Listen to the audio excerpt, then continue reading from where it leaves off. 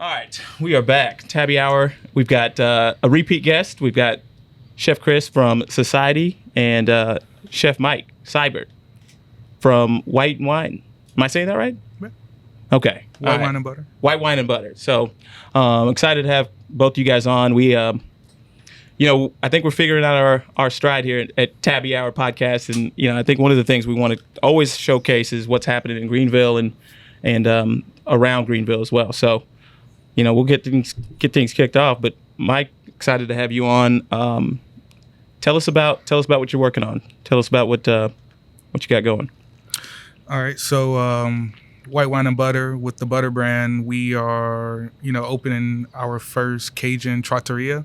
It's gonna be like a little Cajun restaurant. We started off as a catering company. And that catering company grew into what we have now is this restaurant coming along. We've been working on this restaurant for like the last 2 years.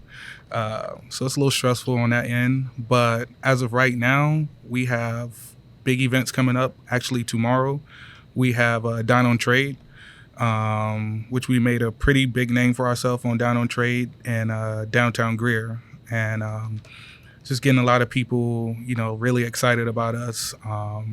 So we specialize in Cajun food. My wife is from New Orleans, and my brother does fresh pasta. So when we got the opportunity to put this restaurant together, we decided to do, fresh pasta and Cajun food. So it's like a perfect pairing, and it's very unique to our area. I had no idea the difference in fresh pasta until my wife and I got one of the pasta makers. Game changer. Game changer. And I was a little annoyed by the process because it is, at least when you're doing it at home and you don't have the setup and the equipment properly set up, I think it turned into like an 11 p.m. thing. I'm like, why are we still doing this? But it makes such a difference. It was worth it. Yeah. 100%. So Greenville needs Cajun food. There's a couple spots. I don't think there's enough. So why Greenville? Why Greer? Why up here? Actually, Greer chose us. So I have a lot of loyalty to Greer. We've been approached by lots of people in Greenville. Just with this whole, startup. We've been featured at Euphoria. We're actually going to be at Euphoria again, back to back. So that was pretty cool for us to get to Euphoria, basically like our first year business. Like, that's pretty cool. Fun fact, I was at Euphoria about a couple years ago, not even as a guest, but like a guest of a guest. Our front of house manager at my previous job brought me with him as a guest, and that was like really my first time experiencing a lot of food in Greenville. I've lived here the past, decade or more, but I haven't really explored and like had a lot of the good food out here. And I thought that was pretty cool. A couple years ago, like, I'm just walking around as a civilian with my, my little polo shirt on, drinking wine and eating good food. And I would have never thought that, like a couple years later, I would be out there representing my own company down in Euphoria. Where are you originally from? Greenwood, South Carolina. Okay. Yeah. So how did you end up, when did you discover that, being a chef was your passion? And then what was that journey like as you kind of navigated it? So I graduated in 2009. I don't know if you remember, a lot was going on in 2009. Yeah, the recession. Oh, yeah. So I literally had friends who didn't even go to college because they thought the world was ending. So it's a good way to avoid debt. Yeah. So I basically was like, well, people have to die and people have to eat. So I thought about being a mortician, and then I looked up the salaries, like, it made pretty good money. But I'm also greedy, so I was like, well, I like to eat. So, and like everybody in my family can really cook, but I think I had a natural, innate ability to cook. So I decided to take it to the next level and try to become a professional with it. So right out of high school, I decided to, go to culinary school. And I got accepted here at Greenville Tech, the Culinary Institute of the Carolinas. So I'm an alumni there. It's like Le Cordon Bleu. Yeah, dude, we got the same accreditation. I have my chef's phone number. I can hit him up anytime, talk to him. I don't know too many graduates of Le Cordon Bleu who can text their chef. And is that Chef Pat? Oh, absolutely. Yeah, absolutely. So, Chris, you came in with the catering angle first, right? Oh, Last yeah. time you were on the show, you talked about how that was really how you got into what you're doing now. Yeah, absolutely. So kind of speak on that in terms of, is that the route for any up and coming chef to come in and kind of create that, buzz, and kind of before you have a storefront, you probably have to create some sort of, following, right? Yeah, absolutely. It's not. I mean, it's not the way that most people come up in the Yeah. business, especially if you're working in restaurants. It's definitely a roundabout way, but I know it's the same for Mike. When you own the company, you have to learn it from the ground up. Yeah. And it's a good environment to learn from the ground up because you don't necessarily have the same everyday pressures that a restaurant, puts in your path, where you don't necessarily have the chance to learn because you're constantly putting out the fires. You're constantly dealing with the everyday back end business that makes a restaurant run. When it comes to catering, you have a chance to plan. You have a chance to work on your execution. It's a good way and it's a good environment for you to build up your skills, build up your game without the pressures of that everyday in your face. I'm as a boss, you're here to make sure that your employees get it done and get it out the window. Whereas being his own boss, being my own boss in the catering company, you have a chance to really explore what you're good at, what you're able to do. If you want to be better at something, you have the time and the ability to do that. Plus, you learn how to feed 500 people. You learn how to feed. I mean, if that is something that like in the restaurant world, you don't necessarily know how to do. It's unheard of. You don't know how to. I mean, think about 500 people and getting that food out at the same time. Getting that food out and getting getting it how to hot, feed too. 2 people. Exactly. Yeah, you're not wrong. Yeah. No, so you learn skills that a lot of people who grow up in the restaurant don't necessarily learn, and I think that it is a roundabout way, but it is a very well-rounded way to get to where you want to go in the restaurant industry. Planning, Oh yeah, preparation, execution, 100%. and then having to keep all of the food hot, Oh yeah. presenting it the right way. When you're in a putting it out. restaurant, It's restaurant, you are in your own kitchen, and you're pushing food out through a window that's going from the window to a customer in 13 seconds. When you are a catering, you are cooking out of a kitchen that is off-site. Yeah. You are taking 300 people's food off-site. All of that food has to stay within DHEC standards, and people don't understand how hard that is to do. And if you're good at what you do, then you can be really good and one of the best at what you do, and people call you, and that's how you really build a name for yourself. And that's what I was able to do with Uptown. And I mean, we won a couple different Iron Caterer competitions, and that was really good for us. We're back in it this year. I think that my boy here, Mike, is going to be in it this year, so we might be going head to head. Uh-oh. There you go. Uh-oh. Frenemies. So I've been your summoned. so your partnership with it's interesting because you're doing that business, and then you're also kind of building this menu out and this experience that's happening in society. Sure. How do you balance your time between those two? It's very hard. Fortunately, Uptown has been off the ground for 10 years now. So I bought the business from my parents, and we have a crew in place. So and the crew is a good crew. So for the most part, Are you still on for every event? You go personally, or do you? no, man. I was about to say, how so do you what do I it? do Yeah. is I look at a lot of the menus. Yeah. I do a lot of the menu planning, menu preparation. The big events, of course, I'll be there. The events where if my name carries weight, it carries weight at this event, I'll be there for that. Yeah. But right now, my 95% of my focus is at society. I'm fortunate to have a good crew to where I don't have to put more than 5 to 10% at Uptown right now. It runs itself for the most part. Well, and I'm sure filling in shifts is as needed Oh, yeah. in society, but also managing the kitchen, the team, and For sure. things there. So No, I will say where that's concerned, we have a great crew. I could not be happier with the crew that we have at Society. They all take initiative. They all treat the business as if it was their business. If your employees can buy in the way that you buy in, Yeah, I was then just about to say, you guys have set, ownership. dog. Yeah. Everybody that works at Society is, I don't know, it's like they're all the owners. well, man, they take a pride in the brand. Dude, you you got Society on your hat, and you don't want to give that hat up, bro. Y'all had a Tiki Tuesday night. You guys weren't even there for it, right? You and Jeremy weren't there. You guys were out of town. It ran flawless.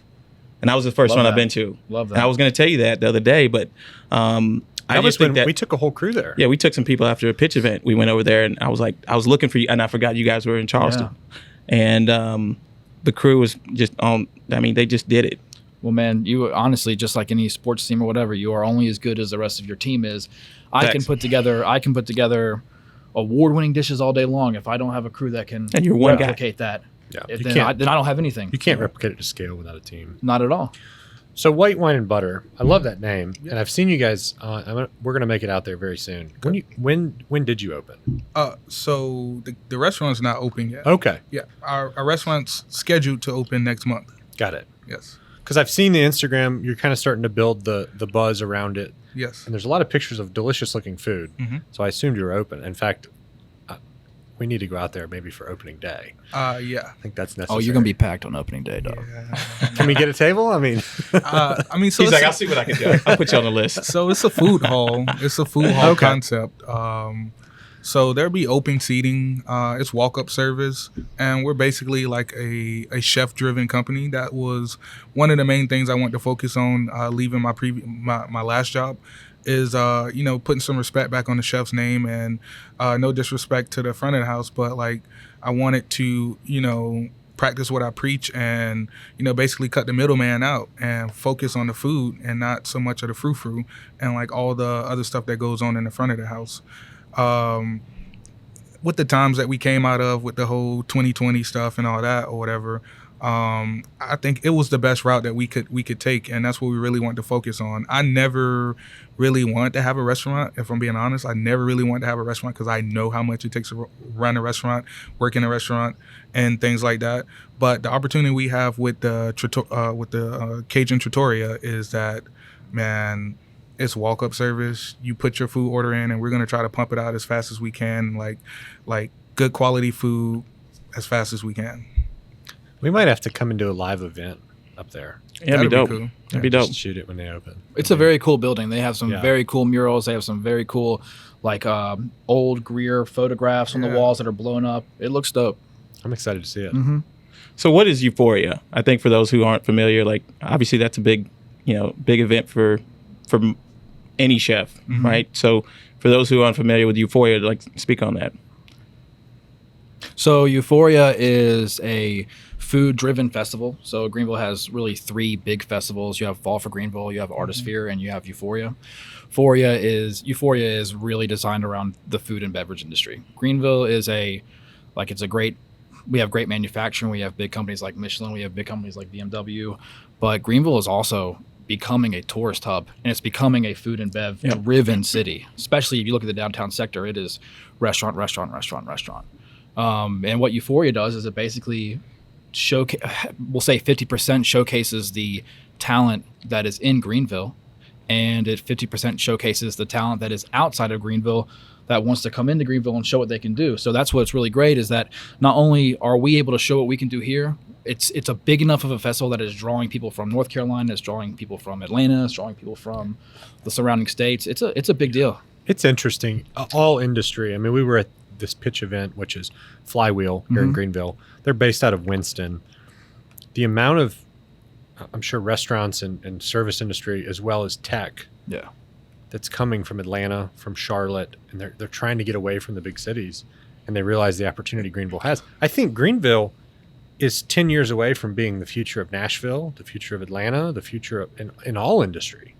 It's 15 years maybe. It's prime. Greenville is a prime city. Buy real estate. It's a prime city. It's not going down at all. No, and the it's not an old city, man. It's a young city. Yeah. We have so much youth For sure. coming here, man. We have people coming here. I mean, you guys came here, Yeah. Yeah. to start what you're doing. I mean, that's our clientele. That's the clientele we want. Like I said, we couldn't be happier with the direction that Greenville is going, and what it could mean for our business, what it could mean for Mike's business. That's like I said, you're only as good as your team, but you're also only good if you have customers coming in the door. So Yeah. So you guys are opening next month. Mhm. What's next for you, man? I you have a ton on the plate, but I feel like you guys are always doing something. man, we got a couple things that we're working on. We're not rushing anything. Of course, we have ideas. Of course, we have our Jeremy's own. tight-lipped. Nothing is getting out. He said, "Shut up." All buddy. secrets. Shut up. He's giving him the look right now. We have nothing going on at all. No, we have ideas. We have our own dreams. We have our own directions that we want to go into. As long as the first one that we do is right and tight, Yep. then we'll feel comfortable moving on to either other concepts or moving into different locations for society. Like I said, we got big dreams, man. So that's key. I think what you just said right there, a lot of restaurants or brands start to, they do one kind of good, right? They do one okay, and they said, let's go ahead and open up a second location. Yeah. And I think y'all are doing it the right way by waiting and kind of making sure everything is tight Well, honestly, before you go. The first one, the society was not rushed. It was right. And when the building came along and the opportunity came along, we knew we were ready, and we jumped really quickly. And we're not going to jump until we know we're ready. When's the 1 year? 1 year's coming up, right? May 4th. May 4th. Cinco de Mayo weekend. It's It is going to be a wild, wild week. So we need to start working on that now, because I think we could coordinate a block party. Yeah. For society, because that is when literally Tabbi will be like Love it. full scale in the marketplace, Powers unite. ready for download. Love it. App Store. We've had some roadblocks, but we're working We through won't them. talk about those right now, but We've had them. Everybody does, man.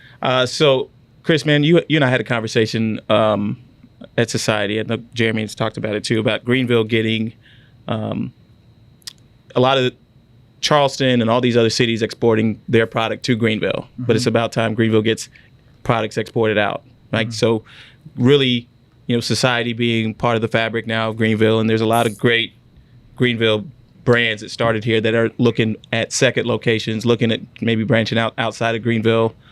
So, as you guys are working through Society and building up your, kind of your base, like how much of that is, you got to be thinking expansion, like you just said at some point, but like, what is it that you guys are looking for before you feel comfortable moving forward? Like, what is it that you're going to say, okay, now we're ready to export what we have, either to a second location here or somewhere else? Well, we know what makes us good in Greenville. Yeah. We know why we're successful in Greenville. And Greenville itself is a huge part of that. Now, we think we have an excellent product. We know we have a really, really good and well-branded company. When did you know? There had to be like a night, right? We knew pretty early on. We knew pretty early on. You guys look at the brand, you look at the logos that we put out, the T-shirts, the merchandise. We're branding ahead of what we're doing with food and what we're doing. The brand itself is just growing very quickly. you're almost starting a clothing company. We have a cult following for sure. Yeah. And Greenville's a huge part of that. So when we're looking outside of the immediate building that we're in, we're looking to find a replication of what we have in Greenville. There's certain things that we know we have to hit well, and if the city that we're looking at allows us to hit those well, then we think that we can be successful. So that we're really looking at the city itself, the nightlife. What is their 2 a.m. policy? How hard is it to get a liquor license? So all the factors. It's not just, I love this town, I want to be here. Let's put a society would rock here. It's would it really rock here, because you have to hit these 10 checkpoints to make sure that it would actually do that. It's interesting for us as we think about, we're doing a lot in Greenville and building the brand of Tabbi here. Tabbi, I think the easiest city for us to really conquer will be Greenville. I think that's just kind of a lesson as you scale. It's easy to do one thing really well. It's harder to do two things really well, or two places really well, and then those are the companies that do it to scale have just done it really well to scale. Well, I also think that Greenville is an excellent test market. Greenville and Greer and the Small surrounding enough. areas. It's got a lot going on. Small enough, but it's got a lot going on. It's got influential people. It's got it's got a great heartbeat. Greenville has a great skeleton and has a great heartbeat. 100%. And it's only growing. It's young. It's growing. It has all the things you want. It's not a Charleston in the sense that it's got all the history, but that's what we're coming in and doing, man. Is we're building our own history here for a food and beverage city. It has a great textile history. It has a history of people going in and making a name for themselves. And what we're doing is our It's part of that. The next generation. Mike, tell us about Greer. You were telling me before we started shooting that Greer is the next. What'd you say? Yeah, Greer's next up. It's next up. All right. So what makes it that way? Because obviously Greenville is Big Brother, and it can almost be like a Jay-Z, Kanye type deal. So Greenville's been here. Greenville's been growing. Like, Greenville has definitely made its name. And when you hear Greer, people are just like, yeah, Greer's good, or whatever. And like some things that Greer has going for it is like, like I was on the phone with Chris before I got here. I was like, yeah, I'm almost at the spot, but I got to find somewhere to park. And it's like, not only I got to find somewhere to park, I got to pay for that too. So, you know, Greer is a little bit behind that. And, you know, Greer has more of the, you know, like the hometown feel. Like it's a really small town that's growing. I think some people are afraid that Greer is growing, but that's why they have us here to, you know, be that buffer and like help take Greer to like the next level. One thing that we preach in our company is, you know, community over competition. A lot of people looked at us coming in as just like, oh, these new people coming in and they're going to want to change everything, do all kind of stuff different. But that's not us at all. Like we want to build like a community and like have like chefs work together. Like it's so easy for, you know, Chris to be sitting here and me be sitting here and it's just like, yeah, he got a restaurant, but I don't really, you know, mess with him like that or whatever. We're competing against each other. Like, I mean, we have a completely different mindset. Like I want to surround myself with other chefs. Like I want to be able to help other chefs out. And, you know, like if I need a bag of fries or something like yo, you know, can you spot me a bag of fries till my next truck comes in or something like that, versus us being like, oh yeah, that's that other new restaurant coming in. Like I'm not even gonna welcome them. Like I don't want to. You know. So is it like that everywhere else? I think Greenville. So I can step in on that. Yeah. Like that, there is a very old school way of thinking. Yeah. From some of the older names where, you know, this is what we do and this is what we do, and we're not going to share. We're not going to share. Listen, man, Jeremy says it all the time. You know, the rising tide raises all ships, and that's true. And a good example of this is, I mean, me and Mike were at camp last night. Didn't know we were going to be there together, but I showed up. He showed up right before I did. We were at Drew Erickson. He's the head chef and culinary mastermind of camp. Camp is fire, by the way. Oh, it's delicious, man. He's amazing. And no shit, it's the three of us there. Yeah. And every time we go in there, and especially last night, we were there for Craig Coons. So Craig Coons is dealing with a terrible autoimmune disease right now. Yeah. And the whole, just watching the entire community rally for this dude has been, honestly, it gives you goosebumps, man. It's been our generation is here for each other. If Mike were to ever need anything, I got him. If Camp were to need something, I got him, because I know that I could call them and they'd be like, I got you. You guys did a fundraiser at the Tiki Tuesday, right? Yeah, we donated a portion of our proceeds from Tiki Tuesday to benefit Craig. Okay, it was Craig. Okay. Last night it was the same thing for Camp. We were there last night to help Camp raise money for. And that's all chefs working together. Yeah. No, you succeed as a team, man. Well, and nobody's on their own rock. Just the same story kind of with Exile. Yeah. With Stephen Phillips. It's like exact same thing. His negative thing happens. The whole community around him just like helps. That's love too. Yeah. That was crazy. He told the story, and you know, people are still reaching out to him, and to this day, you know, saying, "Hey, we'll put your bartenders on. They want to pick up a shift. Come on." Like, I mean. And he said he was blown away. He had no idea. He always heard about the community in Greenville, but then he really, when he needed help, everybody stepped up. The metaphorical pie it's very large in Greenville and Greer, and there is enough food to go around. There's no way that we could take all the business. It's not possible. So if we can't take all the business, then why not try to funnel the business to the people that we like, the companies that we like? Because it all goes back around. Mike's going to say, hey, you got to, when you're in Greenville, go to this place. I'm going to say, hey, when you're in Greer, you got to go to this place. It's not a zero-sum game. Nah, man. And I think that's what I think has evolved the most. Maybe it's post-COVID. I don't know. But I just think in restaurants in general, in Greenville, in my time, it just, everybody's showing love to everybody. Oh, yeah. The average person goes out 3 to 4 times a week. They're not going to your place every time. So you might as well make friends and not enemies. Yeah. And Jeremy said last time, he's like, I don't care if you start here, end here, you don't have to spend the whole night here, right? It's all about, you know, we want this to be part of the journey of the night. If you think we're a place you want to be for 10 minutes, for 2 hours, for the whole night, it's cool. So why wouldn't you want to be friends with the guy who can say, but you should, after you leave here, you should go here? So something that Steven talked about too, and you guys are doing it, is bringing in other bartenders from other bars to be part of Tiki Tuesday, or just come in and you guys are promoting them on your socials, right? So you guys had Nicole from Neat, right? Shout out to Nicole. Hell yeah. Shout out Nicole, one of our best. But it's just one of those where, you know, being in Greenville, being out and about, you see these people at their bar, but then they're working at your bar. And I think it just kind of continues what they've already, you know, they've got following too, right? They've got people that come and see them, and that's their spot. But so how did that come up when you guys were, you know, thinking that way? How did you guys decide to bring in other bartenders, or is that just always been a thing?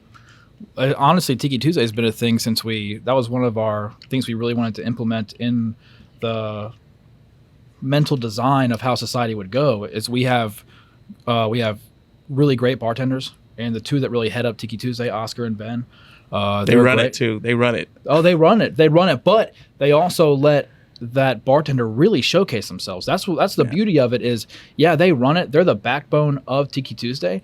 But when that bartender comes in, man, it's about that bartender. It's not they're just here so they can bring their crowd, but we're still going to hit that money. We're still going to make, it's a fun, friendly competition, man. And that's what we're going to do with Iron Caterer. It's a fun, friendly competition because he's going to make me better. I'm going to make him better. Yeah. And it's the same with the bartenders. They bring in their own crew, but that crew gets to see society.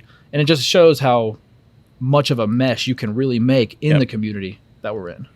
How do you decide what you're going to cook for this competition? Is there like a guideline that's like you're doing? So what you get secret ingredients. So how it works is you basically cook for between 250 and 350 people. And you don't get your ingredients until a week before. So you have a week to not only come up with the menu, buy the product, make the product, and you're there on stage. So as chefs, what we'll be doing is we'll be on stage cooking for the judges. There's 4 judges. We'll cook for the judges. And the actual Iron Caterer is going to be decided by the audience who is eating the food prepared by your staff, which is in the back. So it's a full staff cooking and plating behind the scenes for 250, 350 people. And we're on stage cooking for 4 people individually. Secret ingredients. Is it a It's list of 10 things? It's 3 rounds, and each round comes with a secret ingredient. So you can make anything within the parameters. It's just got to include the secret ingredient. True, but you really can't plan your menu until you know that ingredient. Right. So that's the kicker. You can have any idea you want to have, but give me some examples of previous years. Beets was Beets was one last year. We did a I'm out. Right, yeah. Well, you say that, but we did a really good red beet gnocchi with a golden beet butter sauce. I don't know what to do with it. Man. I would be in last place. It's not quite like chops where they're like, here's your ingredient, you have 30 minutes to make something out of this. Got a week. But 300 once again goes into, that's why I know Mike will be good at it. It goes into planning. You got 300 people to feed. You got to know how to feed 300 people when you're not the one making their food. Mm. So your crew is making their food. The crew is going to be the one that really decides if you're good enough to be Iron Caterer, because that's you're on stage. So you make the menu and just basically tell them, this is it. You'll make it together in the kitchen, but then you leave because we got to be there 2 hours before our crew gets there. So you just pray to God that you have a good crew. Yeah. So Mike, how long's your crew been with you? Oh man, good question. So basically the nucleus of our crew right now, we have meetings like every Monday, and we like to consider ourselves like the culinary Migos, if that makes any sense. So it's 3 of us. You have me, you have Chef Troy. Quavo? Who's Quavo? I don't know. I actually don't know. Somebody's got to be. You got to decide on that. But so we have Chef Savalas, who is like the godfather of the crew. He's a lot older. He is the one who Offset. Yeah. Okay. He's the one who put a lot of pressure on me to get to the level I'm at right now. I actually reached out to him a long time ago when I was working down in Greenwood. We were supposed to be like competitors. He was the head chef of Stony Point, and I was the head chef of Grand Harbor Golf and Yacht Club. And everybody used to just always put us against each other, like all the time. And like I never even met him. So I met him at a food show or whatever, and he was just like, like amazed that, a young chef walked up to him and was like, hey, I just want to pick your brain. Like, I want to be better and all this stuff, instead of being like arrogant and having an ego and saying that, my country club's better than your country club type stuff or whatever. So, from that point, we've been rocking, and he told me, because he's a little bit older, he told me, he's like, man, if I was your age, I'll have life by the balls right now. Yeah. And, me, I'm 20-something. I'm an executive chef at 20-something. So I'm just like, I think this is pretty good what I'm doing. Like, I'm an executive chef at 20-something. I think I'm pretty good at what I'm doing. He's like, no, you can be doing more. You can be doing more. So he put a lot of pressure on me to get my LLC and do all those things like that. And then you got Chef Troy. He's like worked so many jobs, like hella experience everywhere. And we deem him like the master pastayo. So he makes like all the fresh pasta and stuff like that. He's like the little wild card. Like, he knows how to do every single thing or whatever. And then like me, I'm like humble Henry, and I get in trouble for being too humble sometimes. So like my wife now, she was like, nah, you need to talk your shit. Like let people know like how good you are. Hype yourself up, bro. Yeah, because like I felt like I've been like on one of the best kept secrets because I chose to go the route of working in country clubs, and I didn't want to work in restaurants. I never wanted to be the front man. Like I always just been like, like give my dishwasher the credit, give my line cook or, like my prep girl who's back there peeling carrots the credit or whatever. Like, nah, man, get up there, talk your shit, let them know like you put this menu together, you did this or whatever. So when we have meetings, we love to treat ourselves like the Migos because like one thing I preach is that like, hey, we're all good by ourselves. But together, like, bro, we're literally unstoppable together. Oh, yeah. And, like, for us to get to this point where we're at right now in this company and, like, from catering to opening this restaurant and our future endeavors, like, we all of us together, like, we're super solid. And when we got, like, our big break or whatever, per se, before we opened the restaurant, we had something, we called it the $1 Million Dinner. And this is literally a dinner we did in my house. Like, we just brought this house, no furniture. We call up PPR. We're renting tables, chairs, linen, all this stuff. Yeah. Whenever we were approached about the restaurant, the owner was like, how do you feel about, me bringing a lot of investors to your house and doing a dinner for them? And I was just like, oh, shit. Okay, let's do it. They mind standing up? Like, I mean, because you had to get furniture, right? Yeah. So, but yeah, we hit up PPR. We ordered furniture, like chairs, linen, all that good stuff. And like, this is literally like by far one of the best menus I've ever put together. Cause it was just like, I left my other job and it was like, I'm finally working outside of my box now because like I've been so confined to a box for like the past 5 years of doing everything I'm told to do. And now when I get the opportunity to open my own restaurant and do things my way, like, man, I'm going to do whatever I want to do. Yeah. So, man, like we pulled out everything. Like we was doing like bone marrow meat pies, flambeing it at the table. I did like this. You were going off. Oh, yeah. I mean, I went all the way off. I did this thing. Like I ordered these mason jars. And I think I put like a scallop in it with like some sea beans and like all kind of stuff in there, and we pump smoke in there. So when we send it out to the table, like when you open it up, you getting smoke coming all out in your face and all this stuff. Like people were, wow, these are millionaires sitting in my brand new house or whatever, my common person house that I just brought, and they're just like going off like, yo, this is good, like. Big time millionaire sitting in our house, and that's like dope. At that moment, I was like, "Yo, we can do this. Yeah, we're about to do this. Hell yeah, yeah." So, give me the top 3 that are coming on the menu? Ooh, top 3. Are you allowed to? You can't tell a chef that pick 3. No, we're here. We can do that. Or I mean, yeah. What are like the most? If I went to the person like pick your favorite at the register. So off top, beignets are a no brainer. Okay. A little story about the beignets. When we started the whole Dine on Trade, which is where we made our name in Greer, like Greer was blown away when we stepped to the scene. I think Greer really appreciated that you had new blood, young talent coming to town, and we're hungry. Like you can see my ribs, like not physically, because but like you can see my ribs. Like I'm hungry. And like I'm coming all the way with it whenever we step to the scene in Greer. Yeah. And when we had the opportunity to cook on the street, we decided to do like beignets because like we're a New Orleans based company. I trained in New Orleans for like an entire month. Me being a chef, I'm thinking like I know how to do all kind of stuff or whatever. And my wife's from New Orleans. She's like, nah, bro. Like I made her a jambalaya. She's like, nah, bro, that ain't it. That ain't it. I was like, what? So I studied down there. That's for tough an entire when your wife month. is like, nah, oh man, that ain't it. Oh man, like she hurt my feelings and everything. So at least she didn't hype you. For no reason. No, like it's so nerve wracking. Like cooking for a family, like New Orleans food, is so nerve wracking. But you can get through that. You can get through a judge, no problem. Right? So nothing. man, I went down there. I worked down there like Michelin star chefs. I worked with grandmas like in their house. And New Orleans is built different. New Orleans is not like any other place. Like I was in people's house.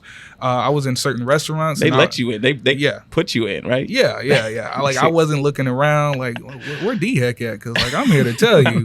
But like I think that's why it makes the food so much better down there. So like man, I bottled all that up and I brought it back here. And it took me at least 2 to 3 weeks to perfect my beignet recipe. Like, I'm on Google. I'm taking the recipes I learned from these different chefs. I've been down there. But, like, it took me literally like a few weeks to, master this recipe. And I feel like this is going to be the thing. Like, we're going to do beignets all day long. Like, we're supposed to have like a cutoff time, like how the sushi restaurants do, the steakhouse and all that stuff. Nah, bro, we serving beignets all day. Like, people come out for our beignets. Any event we've done, beignets have stole the show. So on top of beignets, I would have to say like a hard second would be our voodoo fries. And voodoo fries is, basically something I came up with like at 2:00 in the morning, and we're getting ready for a Dine on Trade event. Like, Dine on Trade is a big deal for Greer. Like, it really is. It's a big deal for Greer. And it was like, man, everybody likes fries and gravy. Everybody likes poutine. So let's take crawfish etouffee. Oof. Oh, yeah, crawfish etouffee and some fries. And funny story about the fries that I use for the voodoo fries, at my previous job, I got bitched out for using these fries during 2020. Like, this is like a flat, crispy steak fry or whatever. I literally got bitched out for using them. And it really pissed me off.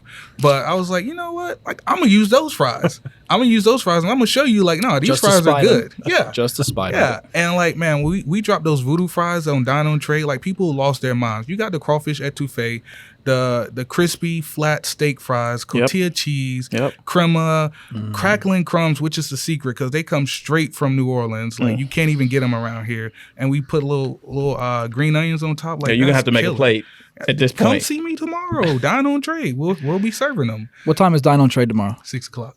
Sharp. I'll be there. Crawfish boil, I'll be voodoo there. fries, beignets. Is that every Friday or one Friday a month? Just one Friday a month as of right now. We're trying to get on the board with Dine on Trade, and like we want to be like big part of it or whatever. But other than that, like then you got our pasta, and like our pasta, like I said, our fresh handmade pasta. And any type of sauce we put together with it, I think pastelaya is probably going to be our best selling one. And if you think about it, you just think about like jambalaya, but pastelaya. Yeah. We make our own pasta. So all the components of jambalaya made with fresh pasta. I might be saying this wrong, but are you guys going to have boudin? Boudin. Boudin. Yeah, boudin balls. Okay.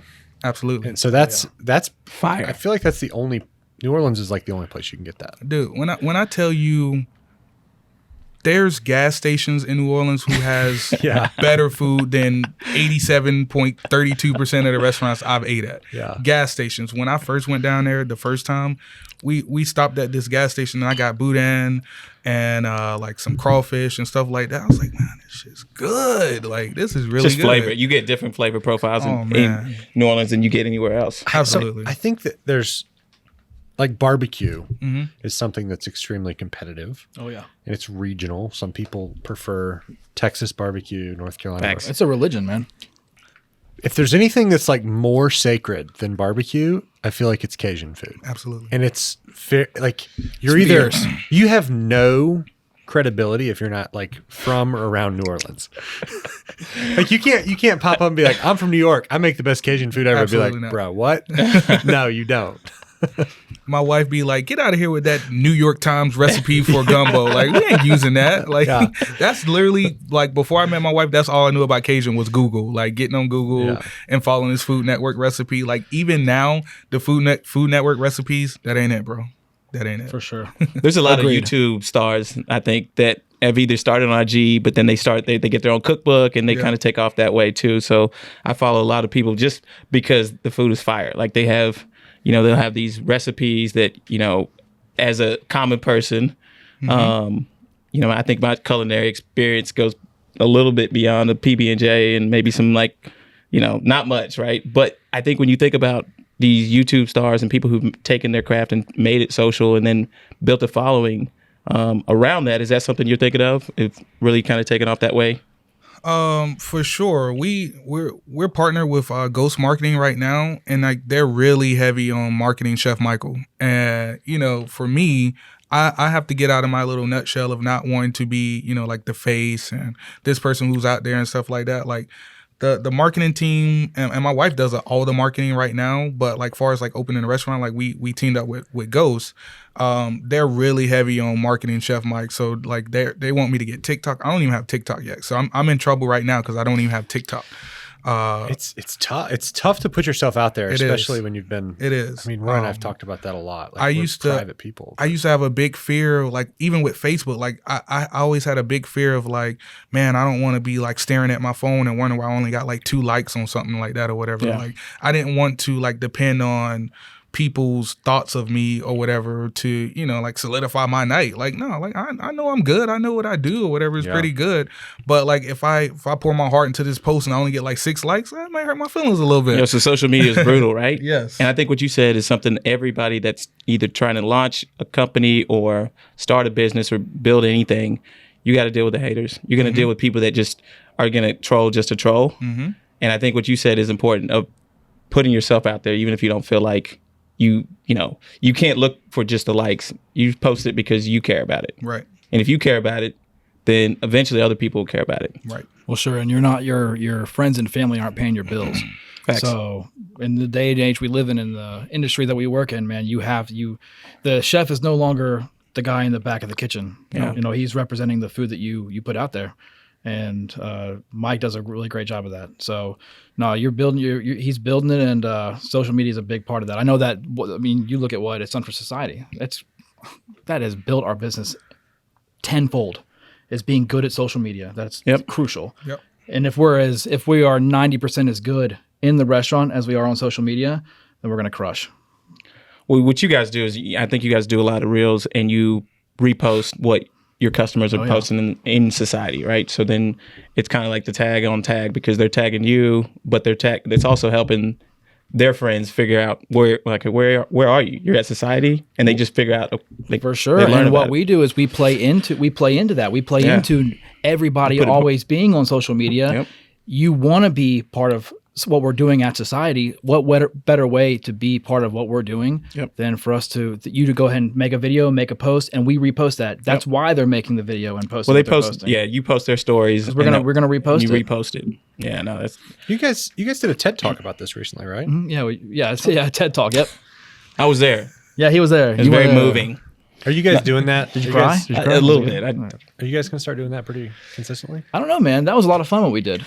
They did a great job too. I think they both kind of played off of, you know, their strengths, in, you know, Jeremy with the creative talent, and then what you do in the kitchen. Yeah. You guys have built something, but they talked about it really well. I think y'all did a nice job of really telling the story of society, but then also telling the branding and the marketing piece of how you all built, you know, kind of the following you've built. So yeah, well, I mean, if there's one takeaway from the talk that we did give, it was, you know, your brand your food can be great, and your service can be great, and that goes as far as that goes. Yeah. Your brand can go 1,000 times farther than that. Yeah. So build that brand just as hard as you are building that dish, just as hard as you're building that menu, as hard as you're building that cocktail list. Yep. Build your brand. You guys could do like an underground, like, secret society meeting once a month. Yeah, but blast it all over social so that, like, everybody's a consulting firm. We should do that. Well, no, I mean, in the sense of, like, have guest speakers of, hey, what are they working on, or have, you know, you come talk about what you're working on, and just have this kind of community of things happening. It's a great community. I think secret society. Man. If you guys use secret society, I'll take credit royalties, for that. Okay, yeah, perfect. Not royalties, just credit. So, well, guys, I think we're out of time, but it was great to have you both here. And thanks, man. I appreciate that. I'm going to be there tomorrow, and I will be there opening day. I promise you that, because I love Cajun food. Got you. It's kind of like it's like Indian food for me. I can't cook it myself. You have to just go get it. Yeah. So I'm excited. I'm excited for both of you guys. Hell yeah! Thanks, man. I appreciate it. Thanks for coming on. Absolutely, guys. Thank you so much. We love being here.